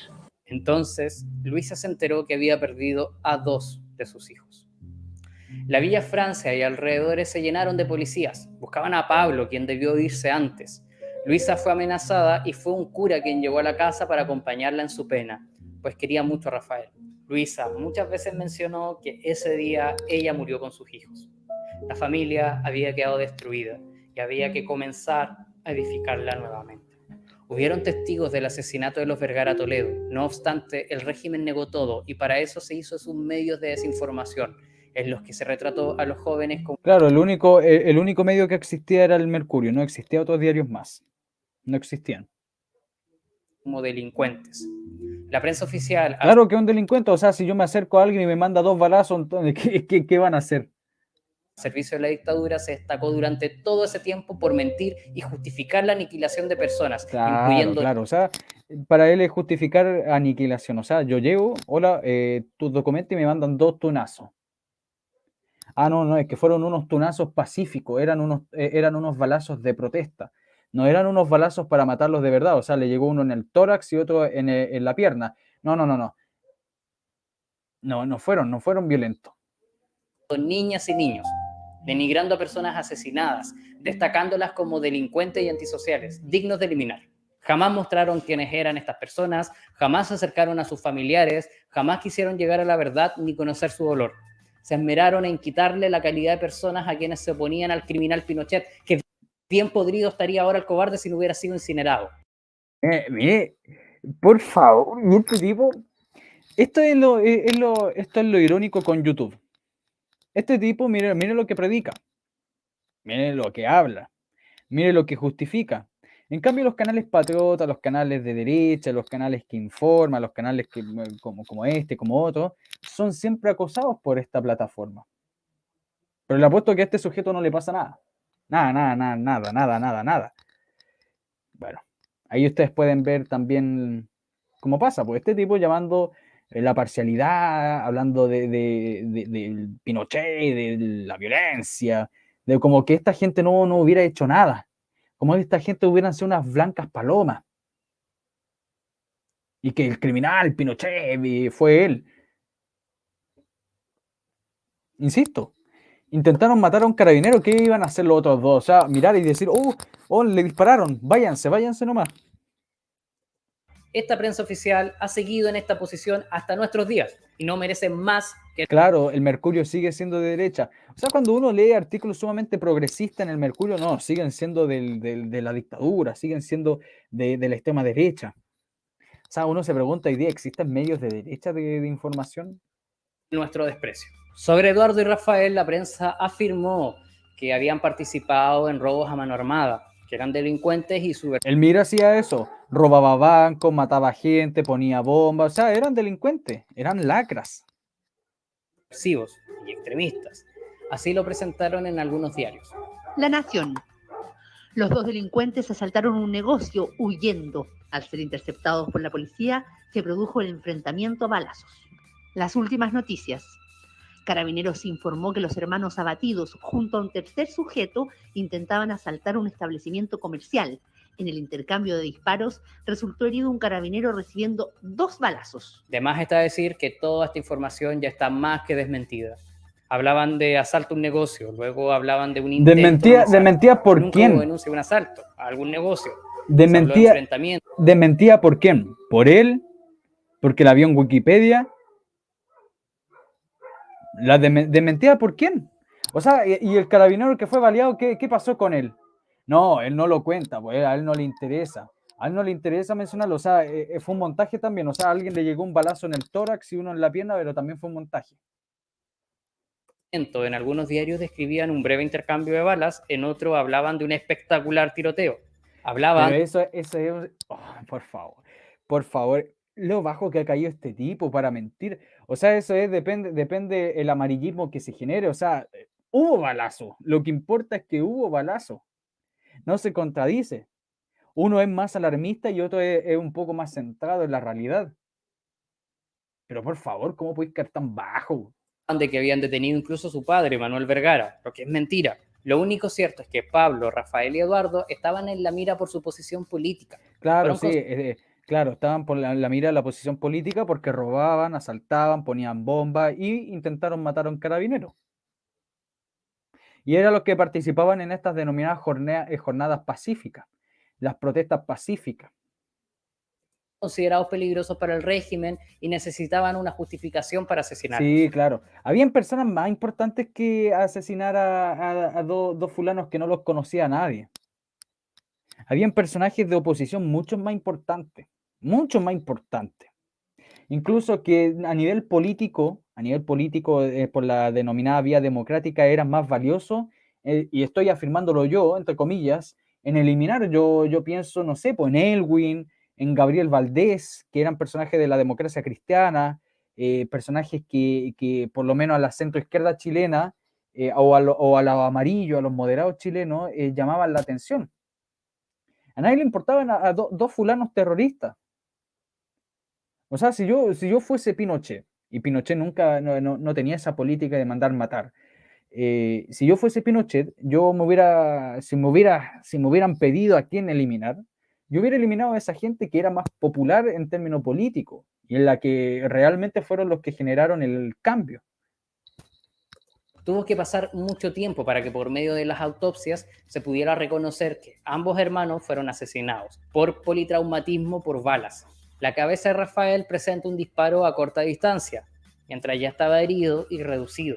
En una carta escrita por Luisa a Fiscalía el 6 de junio del 2006 dice: Alex Hinojosa, Jorge Marín Jiménez, Francisco Toledo Puente, Marcelo Muñoz Cifuentes, Luis Crespo Zamorano, son asesinos y deben pagar su crimen. También deben pagar los que dieron la orden ese día 29 de marzo de 1985. Augusto Ramón Pinochet Ugarte, Rodolfo Estange, Carlos Donoso Pérez, Óscar Torres. Pucha, qué desagradable no la les pongo tipa. sus pomposos títulos porque para mí son únicamente servidores de la burguesía. Y por supuesto ustedes, jueces y fiscales, como cómplices encubridores, también deberían recibir su merecido ¿cuánto castigo. más va a hablar esta tipa? Como sé que no va a ser así, me resigno a maldecirlos a ustedes desde el fondo de mi corazón herido. ¡Malditos sean! ¡Malditos sean! Bueno, ahí ustedes pueden ver, o sea, si la señora tiene que, bueno, está muerta la señora, pero si la señora tiene que echarle la culpa a alguien, échese la culpa a sí misma, porque adoctrinó a sus hijos y sus hijos murieron por su causa, incluso ella lucró, siguió, como lo que muestra acá, entre comillas, la lucha que continuó esta mujer fue en base a su hijo, a los hijos que murieron, ni siquiera les dio respeto a la muerte de su hijo, sino los siguió utilizando. Esos son sus hijos, eran elementos para utilizar para seguir la causa, la lucha. Tras la muerte de sus hijos, Luisa recuerda llorar y llorar, querer transformar la pena en rabia. La vicaría logró sacar a Pablo y Ana al exilio, a regañadientes, pues las ganas de vengar la muerte de sus hermanos es un sentimiento compartido. Así llegaron a España, donde difundieron el asesinato de sus hermanos y las brutalidades que escondía la dictadura chilena. Luisa comenzó a trabajar la tierra, esta fue una excelente terapia, aunque sacarse el odio a la policía en cada grito, insulto, patada y piedrazo que pudo, también lo era.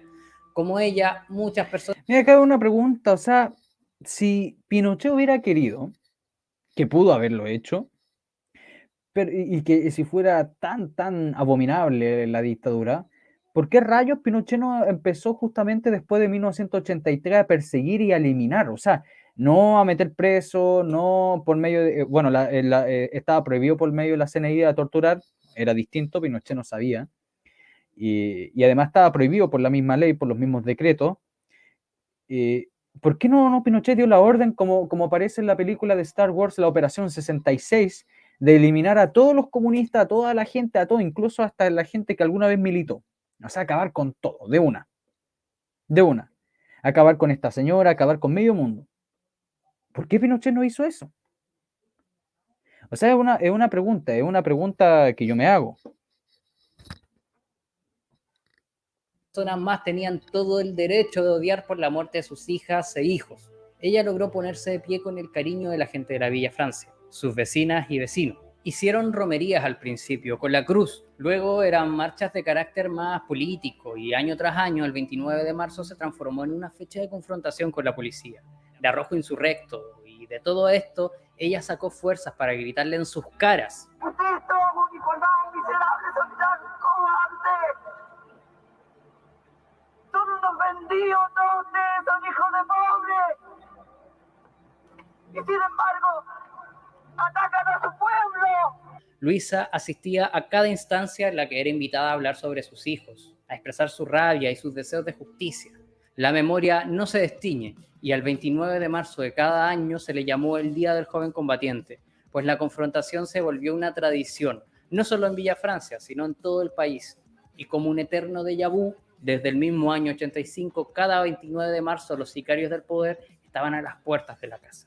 Y cada año la televisión intenta denigrar la jornada relacionándola con delincuencia. Ya, por favor, la televisión busca denigrar, o sea, hay saqueo, destrucción, destruyen todo la vía pública, se meten a robar, saqueo, en algunos casos asesinan a la policía, se meten, ¿cómo se llama?, prácticamente a matar a un carabinero en turba. Oh, por favor, o sea, que buscan denigrar. O sea, no me va a decir que este tipo va a creer que todos los atentados, toda la violencia que sucede en el Día del Joven Combatiente es producto de montajes de los carabineros, porque ya eso es el colmo. Drogas. Pero por si fuera poco, pronto vino otro gran golpe. Pablo y Ana habían denunciado la muerte de sus hermanos en Europa, y en marzo del 88 Pablo volvió clandestinamente a Chile, por Osorno. No había avisado a nadie. Un 5 de noviembre de 1988, un familiar le avisa a Luisa y Manuel que Pablo aparecía en un diario. Efectivamente, se trataba de una tragedia. Apareció en el Cerro Mariposas de Temuco el cuerpo sin vida de Pablo Vergara y de Araceli Romo, también militante del MIR. Aparecieron en pedazos, ya que fue por la detonación de una bomba. Así fue como Luisa quedó aún más devastada. Muy pacífico. Miren, vamos a leer el caso de este hombre. Miren. Efeméride extremista también rememora a un tercer hermano, Vergara Toledo, pero este no estaba en el lugar de los hechos en el 85, sí lo estaba en noviembre del 88, cuando una explosión derribó una torre de alta tensión en Temuco. Al acudir el personal de la empresa eléctrica a reponer el servicio, se encontró con dos cadáveres de un hombre y una mujer despedazados por la explosión. Según documento de identidad hallados en su ropa eran Eduardo Durán y Alicia Sangüesa. Así se publicó en la prensa. Portaban un maletín con cables y explosivos. Días después se comprobó que las cédulas de identidad eran falsas. El muerto era Pablo Vergara Toledo, el tercer hermano. La justicia de izquierda tomó el caso de Villa Francia con posterioridad a 1990 y tuvo procesado a los carabineros del furgón, incluido a Marcelo Muñoz, pese a que fue baleado sin provocación y no alcanzó a disparar. Finalmente no recibió condena, aunque estuvo cerca de sufrirla. Los otros carabineros fueron condenados a 7 años de presidio. Al escribirle esta línea a uno de estos, Francisco Toledo Puente, habiendo cumplido el 90% de la pena impuesta por haber respondido al fuego del terrorismo armado, ha conseguido la libertad condicional gracias a un estrecho fallo de la Sala Penal de la Corte Suprema de 3 votos contra 2 que se oponían. Uno de estos fundaba que la acción del carabinero fue un delito de lesa humanidad. O sea, había un tipo que está disparando, casi mata a un carabinero, pero responderle el balazo es un delito de lesa humanidad.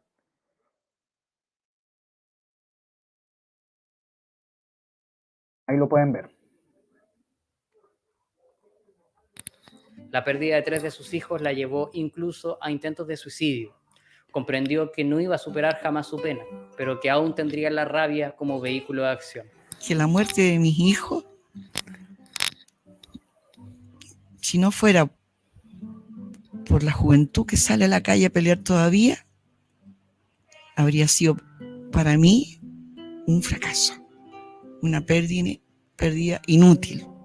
Para Manuel Vergara, padre de estos jóvenes, la muerte fue consecuencia del compromiso con la causa y su raíz está en la crianza y la formación que inculcaron a sus hijos en los valores y el compromiso con la justicia y la liberación de las y los oprimidos. Esta familia nunca quiso recibir compensación económica por sus hijos, pues Luisa decía que ellos no tenían precio y que ese dinero suele ser un tapabocas. Ella no critica a quienes sí lo reciban, a menos que con ese dinero se compre el conformismo y el silencio. Los asesinos de Rafa y Eduardo fueron condenados en agosto de 2010 tras un fallo de la Corte Suprema que rebajó las penas que... Así habla de los carabineros como unos asesinos, así como que los quiso matar así a sangre fría, no porque los tipos eran unos delincuentes. O sea, ahí nosotros vemos que en el caso, supongamos que hoy en día carabineros se enfrentan contra unos narcos, y entonces el carabinero se enfrentó contra los narcos, y no pasa a ser alguien que estuvo luchando contra la delincuencia, sino que es como un simple homicidio, un asesinato, lo asesinó a sangre fría porque quiso. No porque era un delincuente. Le habían aplicado en primera instancia. Los Pacos bastardos, Alex Hinojosa y Francisco Toledo, recibieron... Por favor. Acá yo creo que ustedes pueden ir al fondo del asunto de la calidad de este sujeto. Y gente así, yo les digo a ustedes que me están viendo ahora y los que me van a ver en un futuro. Así son los profesores, y hay una muy buena parte de los profesores de hoy en día que enseñan a su hijo. Así que yo les digo, tengan cuidado con los profesores que les toca. 7 años y Jorge Marín 10 años de presidio. Pero en 2017 la misma corte les dio el beneficio de la libertad. Pero hay algo que nunca van a poder obtener. Y es el valor, la convicción y el arrojo que destacó y sigue destacando a la familia Vergara Toledo y a muchas otras que dejan los pies en la calle por el mundo nuevo que llevamos en nuestro país. ¡Qué bello! Aquello que impulsa el motor de la memoria indomable, que nos empuja a la calle cada 29 de marzo. Uno de esos días que la institucionalidad no ha podido apoderarse como otras fechas y les queda la criminalización. Esa institucionalidad que por medio de acuerdos y pactos cubre su cuerpo podrido e intenta perpetuarse para canalizar el descontento social con sus elecciones y discursos ciudadanos. Se ha perdido el pueblo y se ha convertido en una ciudadanía domesticada. Ya, dejémoslo hasta acá nomás porque lo demás es un discurso de la señora. O escuchamos el discurso de la señora. ¿Escuchamos o no escuchamos el discurso de la señora? Díganme ustedes si quieren escuchar o dejar pasar el discurso de la señora. Ustedes díganme. Sí, están todos con sí. Ya, escuchemos el discurso. Entre 1985 hasta 2021, Luisa recorrió un largo camino, lleno de sombras, penas y lágrimas, pero tuvo aquello que no le pudieron quitar a la población: la solidaridad, el apoyo de su gente. Un día una amiga le invitó a que se uniera a un taller de tai chi. Ella no se veía a su edad haciendo eso, pero para pausar sus penas fue convencida. Era la única pobladora en el grupo. Aprendió lo que pudo, ya que era un taller muy caro, y llevó el tai chi a las pobladoras del barrio. Encontró refugio en el aprendizaje sobre las flores de Bach y sobre todo en el trabajo de la Tai tierra. Chi Antifa. En la dedicación a su jardín, aquellas araucarias de su patio que representan a su ahora ganó el no. Ahora ganó el no. Voy a buscar pañuelo. Dice, hay que reírse, profe. Pero por favor, si faltan unos cuantos minutos, si yo me lo he aguantado todo el rato. Terminemos de escucharlo. Si se me están cayendo las velas, incluso estoy lagrimeando. O sea, qué espanto. Arte marcial Antifa. A ver, si faltan faltan un par de minutos nomás. Al ver cómo sus miles de niños y niñas salvajes se arrojaron a las calles para combatir la tiranía en 2019, La tiranía. con la ilusión de que no se le entregue nuevamente el poder a los políticos. Piñera era un tirano. Aún quedamos quienes no luchamos por leyes o presidentes del sector que sean. Aún habemos personas que luchamos por una emancipación total y por sepultar al fascismo, al capitalismo y de todos los colores, y a todos quienes nos quieran volver a aplastar. No se logra con un lápiz y un papel. Gran ejemplo de eso es su nieta, Tamara Sol, compañera anarquista que estuvo presa por herir a un guardia de banco en venganza del asesinato de un compañero, Sebastián Oderluig, conocido como Uy, qué Andy, buena, man. en 2013. Luisa se fue transformando en un monumento viviente de la dignidad. Volvió a reír y a llorar como una mujer revolucionaria que creyó en la hermosa violencia creadora de la juventud. En el rostro encapuchado de cada rebelde, ella vio la fuerte voz de Eduardo, el arrojo y valentía de Rafael, la convicción e inteligencia de Pablo y la perseverancia y fortaleza de Ana, quien la acompañó hasta sus últimos días en casi todas las intervenciones en las que Luisa fue invitada. Solicitaba la capacidad discursiva de Eduardo y el arrojo de Rafa.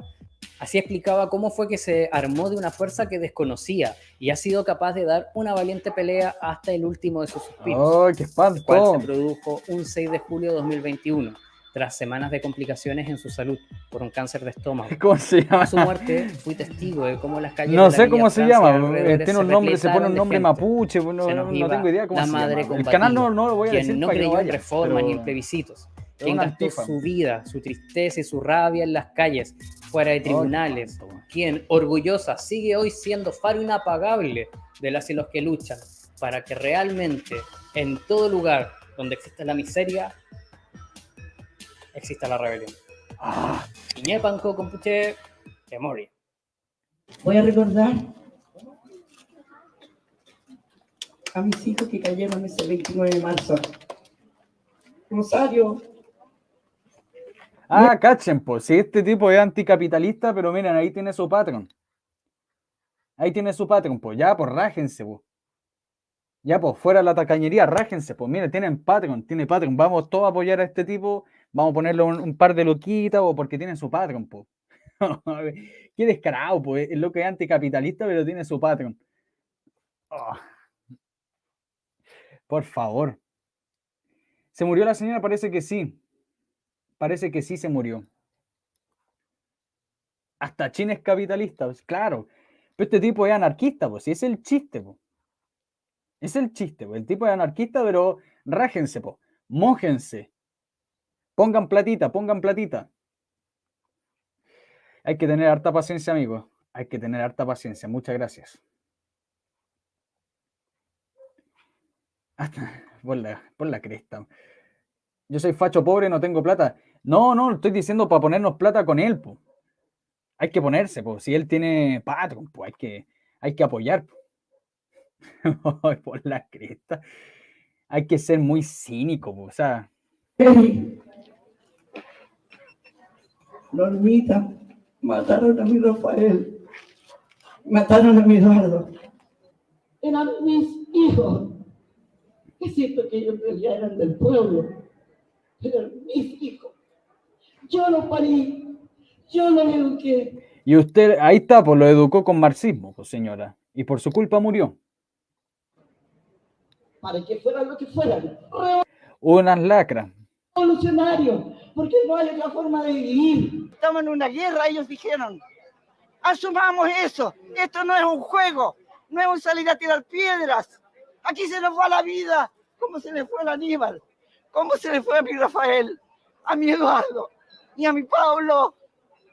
Se les va la vida a todos los que salieron a la revuelta y fueron asesinados por estos cobardes, porque este gobierno ha hecho más cobarde a esta policía que nunca. Porque no... Eso es cierto, lo que dice la señora es cierto.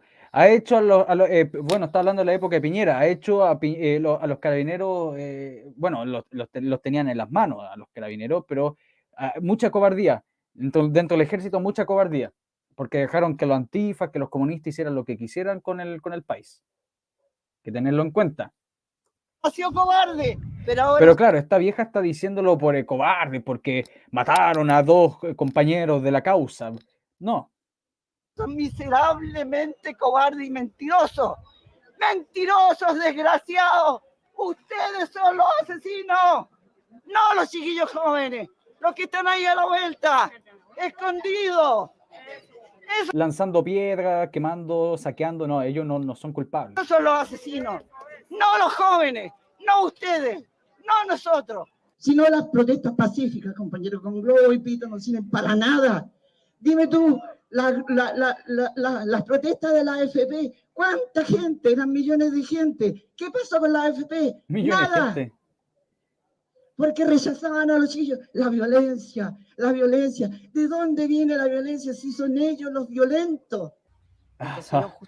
Pero qué descaro. Ahí ustedes pueden ver esta señora es una marxista clásica. Marxista clásica. Estilo Artés. De todas maneras justifico la violencia en nosotros. Es necesaria. Es necesaria. Ya, yo creo que basta de que pongamos la otra mejilla. Basta. Eso no es cierto, eso no es bueno. Eso no es bueno para nadie. No es bueno para nosotros y no es bueno para nadie. Poner la otra mejilla. No puede ser. Tenemos que defendernos. Tenemos que ser capaces de defendernos. Tenemos que ser capaces de ser violentos, de ser hermosamente violentos, de encapucharnos, salir a la calle y ser capaces de estar contra todo lo que signifique este poder espantoso que nos tiene aplastados. Ahí vieron, ahí ustedes vieron. O sea, qué bueno que escuchamos porque ahí este tipo le hizo un lavado de imagen a esta señora todos esos 40 minutos que nos comimos. Mire, fíjense, 1 hora 40. Ya tengo literalmente el intestino, los pulmones, el corazón totalmente destrozado. Ahora voy a comprarme, o sea, voy a ir a buscar un rollo confort para sonarme, ¿cómo se llama? Los mocos, secarme las lágrimas, porque es impactante. Estoy totalmente conmocionado. Este tipo le hizo un lavado de imagen todo el rato a los Vergara Toledo, siendo que eran unos terroristas, robaban, mataban, generaban atentados, ya. Pero al final ahí mostraron lo que realmente creía esta señora, pues la violencia. Y entonces yo creo que la derecha también tiene que aprender un poco de la cuestión de la violencia. No hay que ser siempre que seamos nosotros los que recibamos los chachazos. No sé, se los dejo a su interpretación. Pero si una persona como ella está llamando y los antifas llaman a la violencia, obviamente uno tiene que responder y uno tiene que saber cómo defenderse. Pero bueno, miren, ahí está el fanatismo de esta persona. Y después dicen que eran luchadores sociales, que eran gente que buscaba la paz, el amor, y eran los fascistas de los carabineros y el ejército, los malignos. Muchas gracias, Mario, muchas gracias. Profe, buen canal, buen material, trate de conseguir más rareza. Uf, hay muchas. Si ustedes tienen algún video, si ustedes tienen algún artículo de algún diario que hablen de cuestiones comunistas, de progre, que empiecen a mentir con la historia, me lo envían, por favor, a mi correo. Ay. Dudas, consultas, preguntas con respecto a los hermanos Toledo o con el gobierno militar o lo que sea. Saludos, Ivo. Ayer lo vi con Marcelo. Me dice, me da pena esta gente siempre llenos de odio, estancados, sin horizonte ni futuro, sin evolución. Lo más penca es que perdemos tiempo dándole tribuna a estos personajes. Totalmente cierto, estimado. Totalmente cierto. Pero hay que saber lo que realmente ellos quieren. ¿Ya?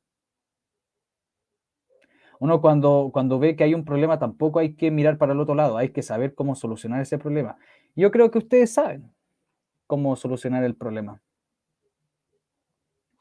Claro, una vieja bastante funesta.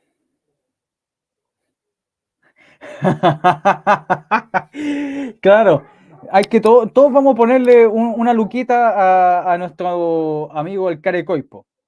Claro, un anarquista capitalista. Veamos qué me dicen. Los carabineros fueron despojados de sus mandatos y que les da la Constitución. Piñera terminó por liquidar la institución y la señora Dahmer. Sí, estimada Patricia, sí. No le damos tribuna, también gran parte de nuestro impuesto también. Saludos, Codecoder. Saludos. ¿Viviste, moriste en el odio? Sí, no lo voy a repetir porque si no me van a joder el directo, pero sí. Vivió en el odio la señora. Así es. ¿Cuánto más usted debe tener razón? Pero en fin. Dudas, consultas, preguntas. Saludos, Camila. ¿Qué gana? Tampoco voy a leerlo, Ignacio. William, se lo voy a escribir acá. Voy a escribirlo acá y ustedes, por favor, copien el correo. Si tienen material o lo que sea, me lo pueden enviar por acá. ¿Qué opina, además de los anarquismos que existen, como el ANCAP y de los padres fundadores los padres fundadores de los Estados Unidos son más pacíficos que los anarquismos colectivistas? No lo entiendo, Micro, o sea, no entiendo qué tiene que ver los padres fundadores de los Estados Unidos con el anarquismo. No eran anarquistas. No eran anarquistas. Y el anarquismo, para llegar a ello, se conlleva por medio de la violencia. No puede haber un anarquismo por la vía pacífica. Eso hay que tenerlo en cuenta. ¿Quién le pagará el Carecoipo? No tengo idea. Pero yo creo que debe tener sus Patreon. Por cierto, yo también tengo Patreon. Si quieren apoyar por Patreon, es la forma con que yo pago también StreamYard. Así que si quieren apoyar, ahí está también. Muchas gracias de antemano si alguien desea. Y es totalmente voluntario, por supuesto. Y muchas gracias a toda la gente que ha estado acá presente. Dudas, consultas, preguntas. Si no, nos retiramos. Este tipo de personas viven en su odio rememorando una y otra vez de lo que otros le hicieron sin asumir sus propias culpas. Así es Luis Rebolledo. Así es. Los zurdos siguen contando la historia a su pinta y estamos liquidados como sociedad funcional. Claro, por eso yo intento con este canal contar la otra parte de la historia. Lo real, no lo que pasó según cuenta Baradito, según cuenta esta Antifa, sino lo que realmente pasó.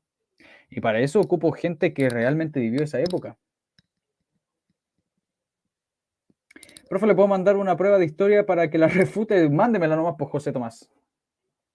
Mándela nomás. Ahí le hago un directo. Ya, muchachos, ya muchas gracias por estar acá presente. ¿Le gustaría una ley de uso de armas para el pueblo como Estados Unidos? Por supuesto. Por supuesto. Yo me retiro, muchas gracias por estar acá, espero que hayan aguantado, espero que hayan soportado bien, espero que no tengan problemas de acidez con el directo. Cuídense mucho, recuerden que si ustedes gustan apoyar al canal y a la causa que estoy emprendiendo, que he estado consiguiendo harto material, y antemano muchas gracias a la gente que ha mandado un flow, ha mandado una cosita, me ha mandado también cartas de apoyo y cuestiones de ese estilo, muchas gracias, le agradezco mucho en verdad, y me voy a ponerme a trabajar pronto. Y eso, si me quiere apoyar está abajo en la descripción y nos vemos para la próxima y este es su canal El Viejo Historia y nos vemos para mañana, así que mañana vamos a tener el directo Chile está muerto, lo dejo en símbolo de pregunta por si acaso, en signo de pregunta, no estoy diciendo que Chile está muerto, pregunto si Chile está muerto o simplemente estará moribundo, esa es la pregunta y mañana vamos a tener el directo. Cuídense mucho y hasta luego.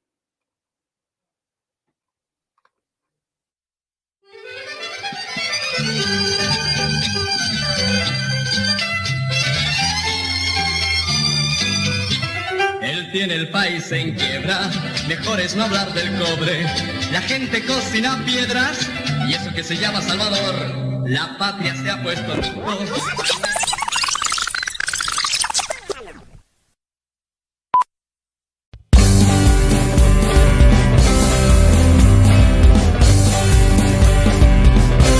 Él tendrá el país en quiebra, mejor invertir en dólar. La gente aún no lo entiende y es porque admira a Salvador. La patria hoy mira y tiembla, se irán al mercado negro. La inflación es el luto y es porque admira a Salvador. La prepotencia del FA, la conversión es un club y el matonaje antifa nos tienen sin ver la luz. Al pueblo él engañó, la mentira se trancó, impuestos sean puros, esta es su revolución. El fracaso es proyectable, no habrán medicamentos, tendrán fe toda la gente, es porque admira a Salvador. Sumarán no más cesantes, gobernar al ignorante, engañar con grandes plantes, y es porque admira a Salvador. La prepotencia del FA, la conversión es un club, y el matonaje antifa nos tienen sin ver la luz. Al pueblo él engañó, la mentira se trancó, impuestos sean puros, esta es su revolución. proyectable, no habrán medicamentos, tendrán hambre toda la gente, es lo que admira Salvador. La democracia cristiana de nuevo vendió la patria, volvió a subir al trono.